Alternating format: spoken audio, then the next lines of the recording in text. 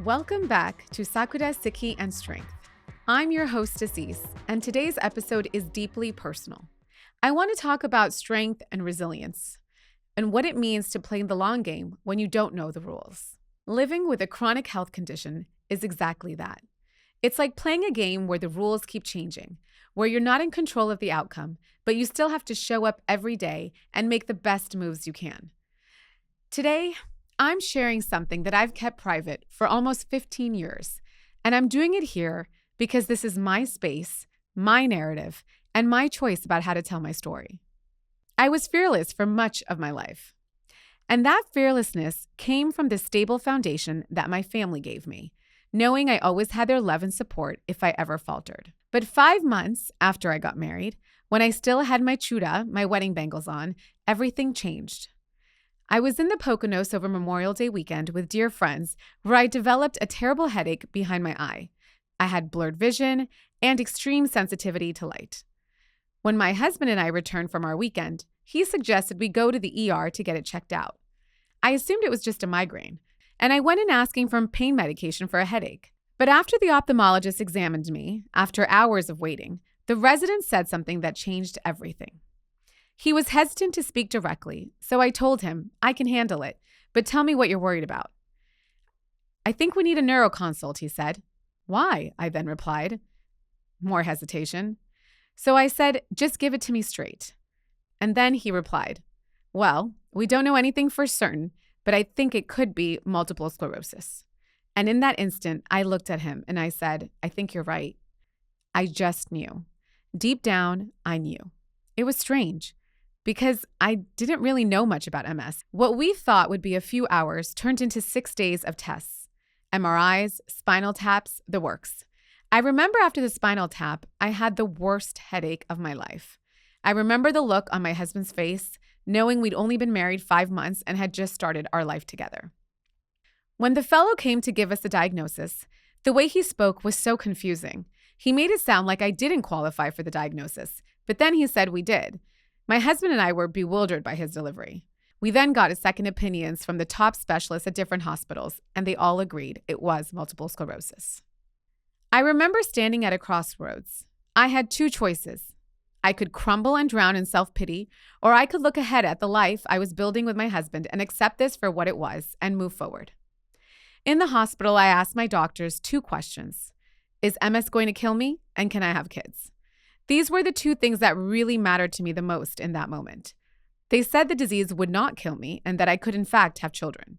I was barely 26 and a half years old, young enough to prioritize having kids even if my husband became the sole breadwinner. But here's what I remember most clearly. My immediate thought wasn't, why me? It was actually the opposite.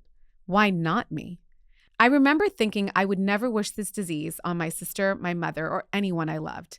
And I felt fortunate to have health insurance, particularly coming from Europe, where it was universal, unlike here in the US. When I look back at the strength and courage I had back then as a young woman to face this, I realize it came from my foundation. It was already inside me.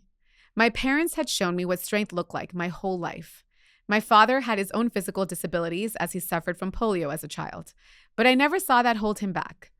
We never heard him complain, and he adapted his lifestyle as needed. We also never saw my mother get upset that she sometimes had to take on more physically because he couldn't do something. I was the luckiest girl in the world to have that foundation laid down in front of me, even though I never knew I'd need it. But it clicked then. I asked Waiguruji, God, to take care of me and told my parents in Los Angeles not to come out. I was newly married and would figure it out on my own. I was young and wanted to craft my life without people labeling me. We all know how people can be. And professionally, I didn't know how it would affect me. So keeping this information within our families felt right. I wanted to prove to myself that I could live the life I wanted, have the family I wanted, and achieve the dreams we talked about. I wanted to define myself on my own terms. There's also the weight of the unknown, not knowing how the disease would progress. I was lucky enough to meet my doctor, who had a very long wait list. Since I kept having episodes that first year, I had the hospital send over all of my documents to him. One day, he called and said, I'm sorry, but I have to ask, have we met? No, I replied, because you have a very long wait list, but I keep getting sick and you're booked up for 9 months. My body can't wait that long." He chuckled and said, "I've never had someone do that before." Before trying different medications, my husband and I decided we wanted to have a baby, particularly before I started a new career in this country. We were lucky enough to have our daughter and then a few years later, our son. After my son was born, I dove into real estate and built what became a thriving business. I accomplished most things I set out to do career-wise, proving to myself and others that this diagnosis would not define my limits or my potential. I also never wanted my kids to be scared of needles like I was my whole life. From the day they were born, they saw me inject myself, which actually gave me strength because in front of them, I wouldn't flinch. I had conversations with my children about how Mama has a disease, how she loves them so much, and hopefully she'll stay strong and healthy forever. But sometimes, if she isn't well, she might need more help than other kids give their mamas. They were less than a few years old, but I tried to normalize it. Living with MS means you never know what the next day could bring. That uncertainty, especially when you become a mother, that fear is probably the only time in my MS journey where I've truly shed tears. When I have an episode and I'm not sure if I'll recover, or fully, or to what extent, the idea that my kids won't have all of me terrifies me. But MS has influenced my life without dictating it. I don't live in fear of it. I look at it as an issue that needs to be managed and dealt with. I recognize that I'm one of the lucky ones benefiting from all the new treatments available now. 30 to 50 years ago, my life might have looked very different. It's been almost 15 years, and now feels like the right time to share this part of my story. I've built the life I dreamed of, a successful real estate career that continues to thrive, 2 beautiful children, and a marriage that's weathered challenges together. My journey with MS aligns with the themes of this podcast of strength and resilience, and I hope that for those going on their own journeys with challenges, this offers some comfort and strength. I've proven to myself that I could achieve everything I set out to do professionally and personally, not in spite of MS, but alongside it. I decided long ago not to be defined by this diagnosis, and my life decisions speak to that choice. Let me introduce you to someone who has been instrumental in helping me navigate this path. Dr. Krieger, thank you for being here with me today. For our listeners, Dr. Krieger has been my neurologist for almost 15 years. Ever since that phone call when I bypassed your 9-month wait list, you've been with me through episodes, pregnancies, career changes, and everything in between. Can you tell our listeners a little bit about yourself and your approach to treating multiple sclerosis? Well, sure. First of all, it's really nice to join you here. Usually we have our conversations in an exam room at Mount Sinai. This is much more comfortable. As you know, I'm a neurologist at Mount Sinai, and I work at Mount Sinai's MS Center, the Corinne Goldsmith Dickinson Center for MS. And my career is really spent taking care of people with MS, doing research about MS, running clinical trials for new medicines for MS, and training people. So we have students and residents and fellows who are learning how to be hopefully really great MS doctors. And that's pretty much what I do. Well, thanks for being here. It means a lot to me. And I'm excited for what we're going to talk about. And any guidance you have for not just people with MS, but even any long-term chronic health conditions. And I think this story and your practical approach will be very useful and hopefully helpful to those who are listening. Well, I think it will be. And I think you putting yourself out there and talking about what success looks like is going to be really, I think, impactful for people in the MS community and around them. Thank you. So can you explain what MS actually is in terms that people can understand? Sure. Well, MS is an autoimmune condition where the immune system makes a mistake and attacks a part of you. And in the case of multiple sclerosis, the part of the person that the immune system attacks is the lining of the nerves inside the brain and the spinal cord and the optic nerve. So once the immune system makes a mistake, once it decides something's the enemy, it just kind of keeps going after it. The immune system's tenacious. And so multiple sclerosis is a chronic condition because the immune system keeps trying to attack the brain, the spinal cord, the optic nerves over and over again. And that can cause relapses of neurological symptoms related to damage to those areas. And MS is a common condition, and it's common particularly in young adults, It's about 3 times as common in women as in men. But it can happen in childhood. It can happen in folks later in life. So it's a pretty diverse disease. And how has treatment evolved since you've been practicing? Yeah, I mean, so I've been at this for 20 years. You and I have been at this for 15 years. So when we met, it was actually pretty early in my career. And MS has been in a lot of ways one of the great success stories in modern medicine, certainly in modern neurology. MS is a field that we've made enormous progress. And it's really been in the last 15 or so years that things have kind of exploded in our field. When we met, we had a few medicines that worked reasonably well, and we had to take all the time. I'm sure we'll talk about that. Now we have medicines that are really powerful at teaching the immune system to stand down, teaching the immune system to stop causing those attacks, and keeping people with MS well, not just now, but looking out at the next 10, 20, 30, 40 years of their lives. So we've actually come a long way in our field. I agree. There have been many times when I've come into your office and I've been very nervous, particularly when I'm having an episode or, usually when the kids were babies and I was worried about not being able to take care of them properly. And you kept giving me hope in those times. And I think as a doctor, that was really special. And you did give me faith that there were a lot of new medicines on the horizon.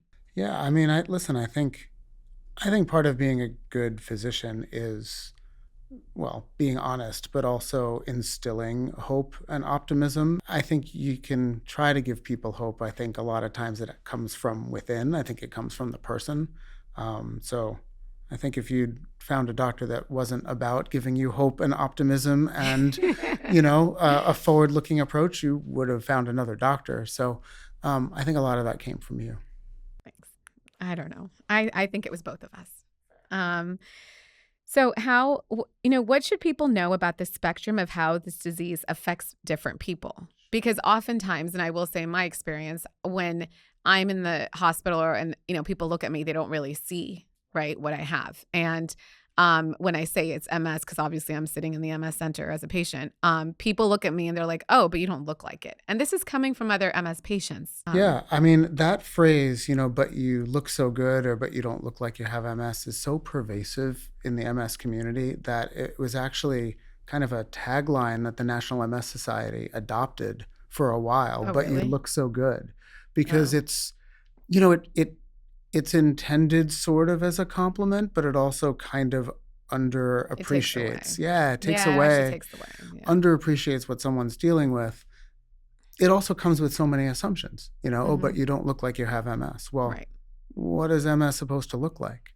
And I think for a lot of people whose idea of MS dates back 20, 30, 40, 50 years, MS looked really different. It was much harder to control. And so people who had MS in the 80s, 90s, even early 2000s didn't have what we have now, which is the ability really to shut down a lot of aspects of the disease. So I think people think that MS means someone's in a wheelchair or someone can't live a normal life. Right. And listen, that does happen sometimes, obviously. There's a lot of people in the MS community who've lived with a lot of physical disability for a long time. But for people who are being diagnosed with MS in this era, and you're sort of right at the cusp of this era, these last 15 years, it can look really different. And people can look really great and often feel really great, but it's always there. Right. It's always there. I mean, even when I feel great, it's still something in the back of my head. Like, is this something that might irritate this? Is this going to give me something? Is it too hot for me to go outside? Is it too cold? Is my body going to be okay? I mean, I probably act like I'm always okay, but inside my head's thinking about like 5-10 different things. Well, it's true. I often think about that I think out in your normal life, you live like you have no constraints and restrictions at all. I mean, you always have, and you still do. And I think for a lot of people who are not open about having this diagnosis or have no need to be open about it, they hide it, they keep it. It's not necessarily part of their public identity or their public life. Then they walk into the exam room with me and we close the door. And then you have to be super honest about all the things that are actually going on and what you're worried about, and make our treatment decisions and make our plans and do all of that. And then you open the door, you walk back out into your life, and, it's like it all kind of gets put back away. Yeah, I think that compartmentalizing is a big part of it. I think for me it was too, actually. I mean, I just had so much on my plate, and I was just trying to figure everything out, and plus start a business and then have children. And I think for me, the compartmentalizing in some way is what made it possible for me to stay focused. And, you have to deal with it in other ways. You can't just not be emotionally connected to it. But in the beginning, in particular, when I first got the diagnosis, I definitely asked the questions, but then I was also like, okay, this is something I'm going to deal with. And I almost compartmentalized it just to handle it. And I think people handle uncertainty in a lot of different ways. And I feel like that, especially when someone's newly diagnosed with a disease like MS, which has an unpredictable quality, not knowing when the next relapse or flare-up is going to occur, not knowing what the symptoms might look like in 5 years or 10 years or 20 years. You were 26, 27, right? Yeah, 26 and a half. Like, you just got married, you're planning your whole life. And so, like, what 26-year-old who's planning her whole life and family and career and future is ready to embrace all this uncertainty that gets added to it? It's really hard. Right. And so, you compartmentalize it. You control it as best we could at the time, and better now, and compartmentalize it, and then, live your life. And I want that. I mean, one of the things I tell people when they're being diagnosed is my goal is to keep this as small in your life as we can, and as small in your life as you want it to be. Right. And you have said that to me over the years, actually. We've talked about that.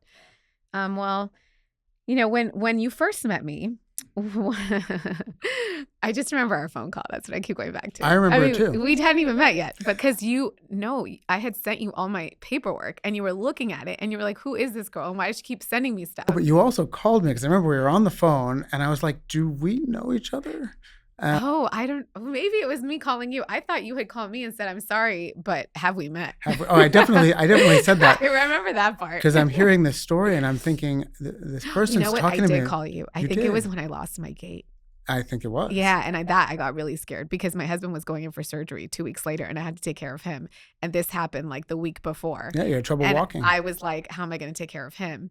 And that was my concern. Yeah. I remember this. And you were telling me what was going on with you. And I'm thinking, I'm running through my mind. I'm like, why? I don't feel like I know this person. Yeah.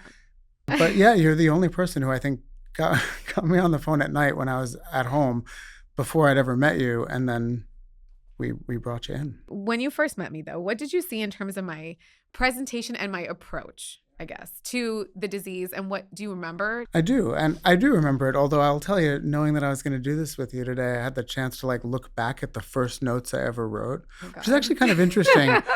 Just when you think about a 15-year, relationship with someone, if the idea that you have a document of the very first conversations you ever had, it's kind of interesting. We don't have that in most of our lives, you know. But I look back at it, and you'd had these episodes of vision problems and inflammation in what I mentioned before, which is also called optic neuritis. Optic nerve, right? Exactly. Okay. So some people with MS can have vision issues from it. Those have gotten better, but then you develop this numb, weak leg. And you were kind of hobbling around on it, and you were not happy about it. Well, not hobbling. I was losing balance and falling. I mean, it was bad. So to us, I was hopping. Well, you were kind of hopping. In neurology and in MS, those sorts of symptoms, weakness in a leg, difficulty walking, especially so early in your course with the disease, that's a concern. So that worries us a little bit. And so you'd received steroids, you were getting better, but you weren't better altogether when we met. And I remember you wanted some real clarity on when would this be better, and when would you be able to do X, Y, and Z, and what would be the next steps. I mean, you approached it the way you approach, my guess is everything, which is just very motivated and almost professionalized. It was what are the things that will need to happen, for a good. I like to have a plan. And I remember this, I think that episode actually had affected my toe, if I'm not mistaken, or something. There was no feeling in my toe. And I remember when I was supposed to be getting better, and eventually it did get better, a lot better, but not 100%, because it's never 100%, by the way, in my experience. But I got to like close to 90 or 94% is I think what I told you, because you said, where are you at percentage wise? And I'm like 94.5.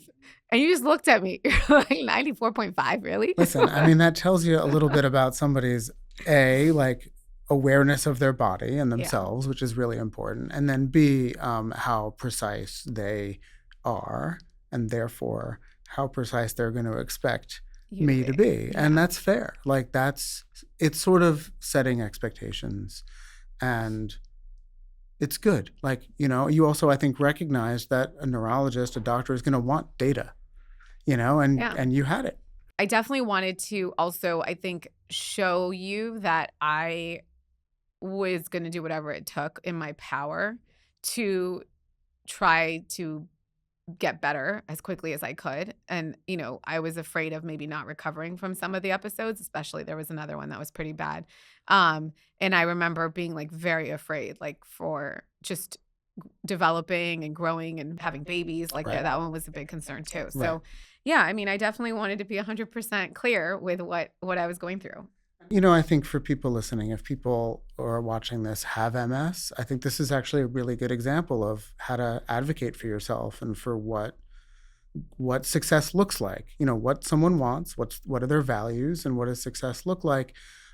I hope that people with MS or with other chronic conditions can have that and can walk into their doctors with some version of that and make sure that they're being met where they are. And so I think it's just a good example. So I just want to shine a light on it for people who might be watching. How do you work with patients who want to maintain active and ambitious lives?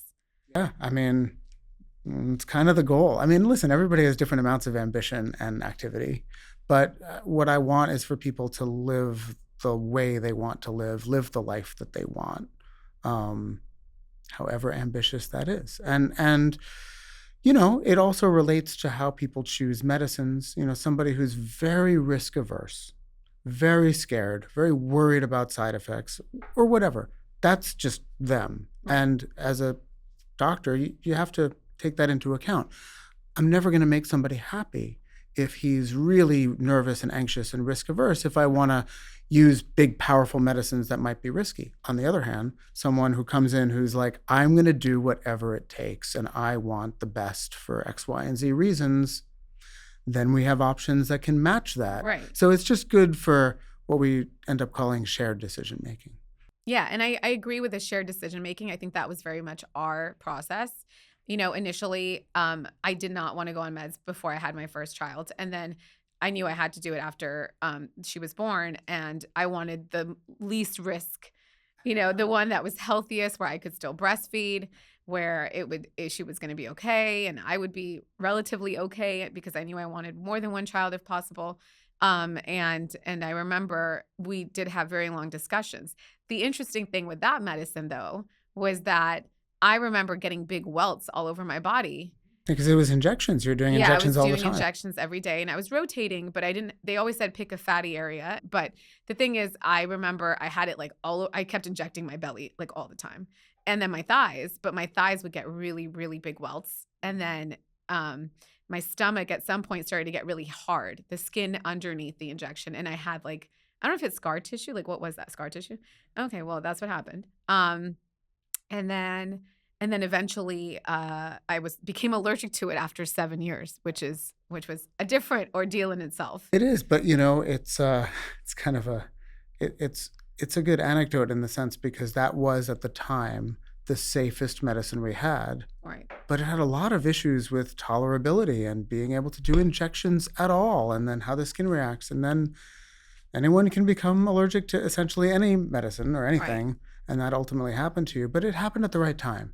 You'd had your kids, you were super motivated to treat the MS as powerfully as we needed to, or as powerfully as we could, and then we could step up your treatment to something that was newer and much more powerful. And you went from doing shots every day to a treatment that you get twice a year. Well, actually, more like once sometimes, because I spread it out a little bit. But that's also a COVID thing. That wasn't how it started off. It became like that during COVID. It's true. Listen, customizing care to the person and the times. And I will say the new one that I take is very powerful and I feel it right away. And it does make me weak for a few days. And then the headache, you know, and like there's always something that happens when you take such strong medicines. So obviously for people who don't want to take those medicines, I also understand that because it does mess with you a little bit. Let's think about also what they accomplished for you, which is you've been on that now for 7 years, 8 years? No, I don't actually know. 7 or 8 years. Okay. And you haven't had a relapse. You haven't had a new lesion. No. You haven't had anything new in all that time. No, but I have more fatigue. And I do get like other symptoms, I think. Yeah. But certainly in terms of my physical abilities, I have managed to stay pretty consistently strong. Absolutely. What role does mindset play in managing a disease like this? You know, it's not going to surprise anyone watching, I think, to hear that I think it plays a huge role. People respond to a diagnosis in every conceivable way, and especially one, as we said before, which has some amount of unpredictability to it. I have had people get diagnosed with MS and are immediately empowered and want to tell the world and join the MS Society and do the walks and do all the stuff and just gung-ho. It becomes part of their identity. They embrace it. Most people don't. Yeah, that wasn't me. That wasn't you then. But I have a lot of people who are so... Sorry, but can I cut you off? Yeah. That wasn't me, but not because I was ashamed. It was because I didn't know where it was going to go. And I wasn't prepared to deal with the questions that people could ask when I didn't have answers. I wasn't proud of it either. I mean, it just was what it was. But I accepted it for what it was. I feel like you had sort of other priorities at that time. Well, always, but at that time in particular.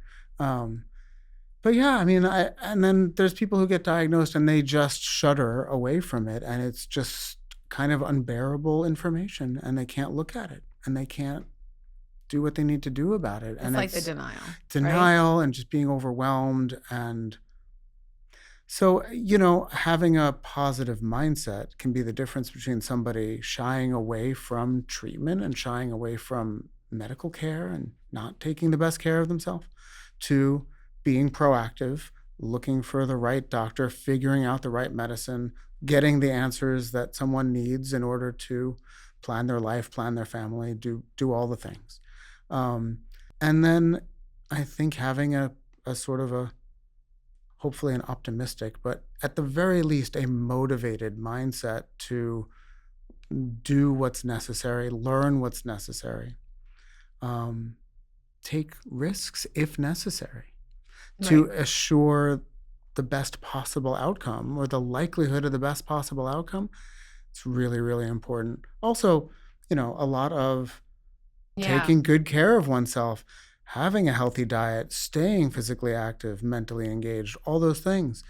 It's really hard to do that without a mindset that sets someone up for success on that trajectory. You know, someone who's not thinking about those things, it's really hard to motivate them to do those things.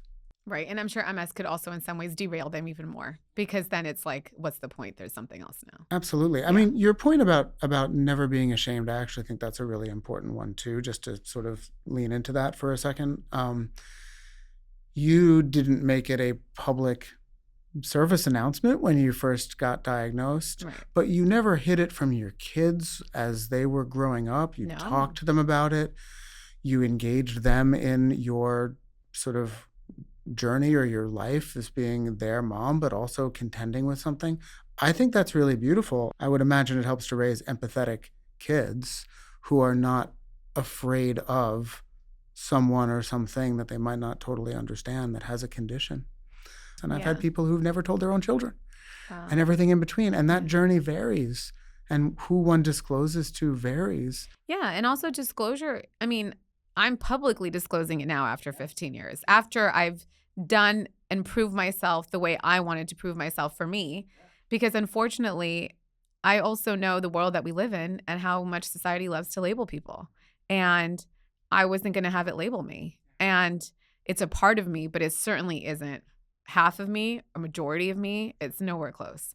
And a big part of it was I wanted to make sure my children were old enough to be able to know the facts, where that if they heard information that someone would tell them, hey, your mom has MS and she's going to die, I wanted to make sure they were well informed that that's not the trajectory of the disease, and that was a big part of me keeping it quiet for so many years.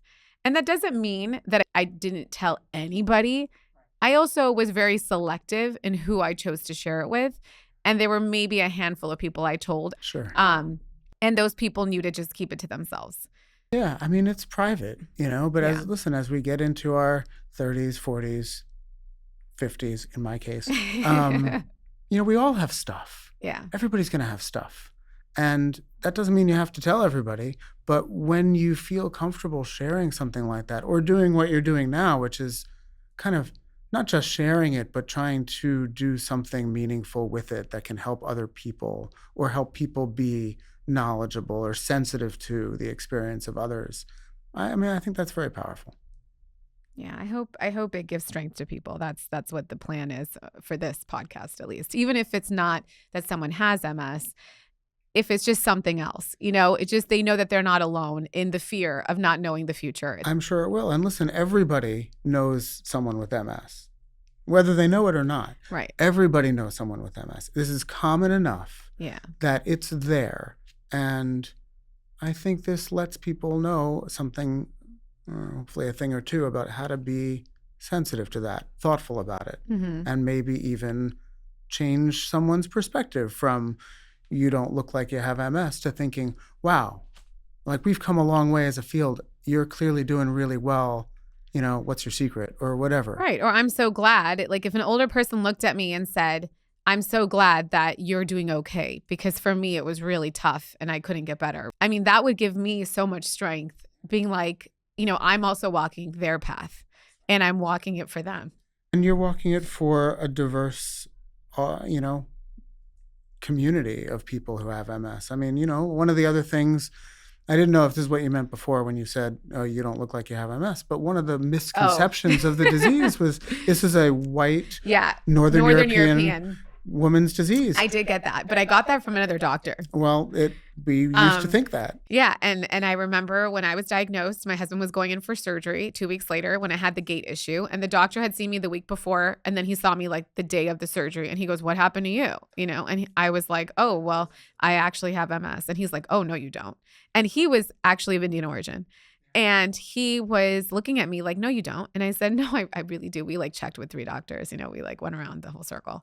And I could tell he like seemed very bothered by it. Like it really bothered him. Maybe because he has a daughter, maybe I look like someone that could be part of his family. And then after the surgery that night or the next day, he calls my husband and says, by the way, I want to send you some articles and research. Your wife maybe has Bell's palsy or something. It's not MS. And my husband then said to him, actually, it really is. But, she's getting better from her gait. It was the gait issue when I had that. And, I just could tell, though, in his face, he was definitely very concerned. And to be honest, when I was diagnosed as well, I was a bit confused because I didn't really know how I got it. At first, I was like, well, was it because I lived in Northern Europe? Like I was in Belgium and Paris and I traveled so much up there. Like, did I catch something there? And was it the environment? We still don't really know, I guess. It's true. But I think just the idea that even a physician would reject the idea that you could have MS because you didn't fit the sort of textbook description that he'd been taught some years or maybe decades earlier, we've come a long way. Like we now know that MS, of course, affects people from across the world, South Asia, people of color. People missed MS in the Black community for many, many years because of the same misconception. But now we recognize that MS is not uncommon in Black Americans, and we're figuring it out. And there's been challenges to sort of providing optimal care, which now as a field, we're trying to really do better. But it's learning. The field is learning. And I think just by being visible with this disease and not fitting that old school textbook description, people can learn something from that. What do you think now? What do we believe causes MS? Are you born with it? Is it in your environment? What does the latest research say? Yeah, it's a really good question. There is no one cause. I think that's worth saying out loud. MS is far too diverse of a condition that affects people in such disparate ways that to think that there's ultimately going to be one cause, I think is going to be too simple. There's certainly a genetic predisposition, but MS is not inherited, but there's a genetic predisposition. There are exposures in the environment that definitely kind of teach the immune system a way of misbehaving. The Epstein-Barr virus is one of those things. Right. Everyone who has MS has encountered the Epstein-Barr virus. It is seemingly a necessary step for the immune system, has to encounter Epstein-Barr at some point in order to make the sort of mistake that turns into multiple sclerosis. So that we learned something from that. Okay. But there are other factors, but there's nothing, it's worth saying, there's nothing that someone needs to do or not do to avoid MS, and there's nothing that anyone who has MS needs to look back and think to themselves, that caused it, or something I did caused it. If there's that kind of guilt or concern or thing hanging over people, you just got to let that go, because there's no one thing. That's right. But I think it's natural for either people or their family members to think they could have done something. 100%. We like a cause. We like a culprit. Right. We don't totally have that for MS yet. Yeah. And then I kind of want to shift gears a little bit. So how has the doctor-patient relationship evolved over our 15 years together? I don't know. I think you set the tone pretty clearly right from the beginning. The relationship that somebody has with their provider with a chronic condition, I think is actually, it's interesting. It's of course a professional relationship, but it's also very personal. Like, I know all sorts of things about your life and family. I mean, you know everything about it. So, and that's different than just going to a doctor. But it's not quite an equal relationship, because I know nothing about your life. I'm an open book, but but there is something meaningful about that. I mean, if you think about it, we've known each other for 15 years. Yeah. We met almost exactly the same time as when I got married. So like I've known you longer than I've known many of my coworkers and friends.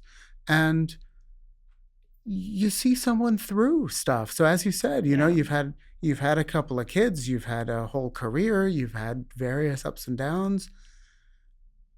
I don't know. There's a certain intangible familiarity with someone that I think you get when you have a physician-patient relationship for that long. Do you remember what I told you once? Probably. So I actually remember telling you, I'm picking you. You were one of the younger doctors at the time at your practice. And I told you, well, I'm picking you because you and I are around the same age and we're going to grow old together in a doctor-patient way. And because this was a chronic, lifelong disease, I knew I wanted to be with my doctor for the rest of my life. And it was a big commitment. And if I'm going to make that commitment, I'm going to pick someone who's going to stay in practice like for me throughout the trajectory of this disease. I'm also thrilled that you thought we were the same age, since I'm like a dozen years older than you. So that's really great. I will take that. But yeah, no, I think, and for people listening, like when you pick your doctor, listen, you're not like marrying your doctor, but you do want someone that you think you can stay with, someone that you think can play a role in your life. It's a little different than like going to see someone for a cold or like a sprained ankle or something where it's very one task and then out. And someone you trust. Like I know, as much as we say I dictated the terms of our medicinal relationship. I mean, I do think when you pull rank, obviously, and say, no, absolutely not. Like during COVID, I want to go to Mexico.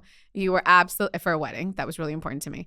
But you definitely said no way. Listen, that doesn't mean you have to listen, but you never tell me no way. So when you say it, then I listen. You don't tell me what to do, but you definitely tell me when you're uncomfortable if I want to do something. That's fair. And I appreciate that, because that's when I know that after all these years of knowing you, that's also when I know that this is probably a no-go and you're just not telling me no because maybe you can't. Then I'm like, this is him saying no without saying no, because I know his personality. And what advice do you have for others who might be newly diagnosed? Yeah, I mean, I think in a sense we've kind of built advice into this whole conversation, because it's all about, seeking someone that can provide the kind of care you want, knowing your options, being sort of tenacious about getting the information that you need. Having a really nicely informed, optimistic sense So I think if somebody's Mindset, yeah. if someone's getting diagnosed with MS right now, I want them to understand that this is not the 1980s multiple sclerosis. Which, by the way, is the information we still see online. So, yeah. Yeah, I mean, it's the field evolves, and so I also would want someone to know that a couple things. MS is a specialty, so there are specialty centers like the MS Center at Mount Sinai, but there are a few of them in New York, and in every city, there's usually some degree of MS expertise. So wherever someone is, they need to seek that out. I want people to know that this has become one of the most treatable conditions imaginable, so that they have that sense of control, that they can treat this thing. And then I would want people to know that when we talk about brain health in our field, health and wellness, and that stuff matters.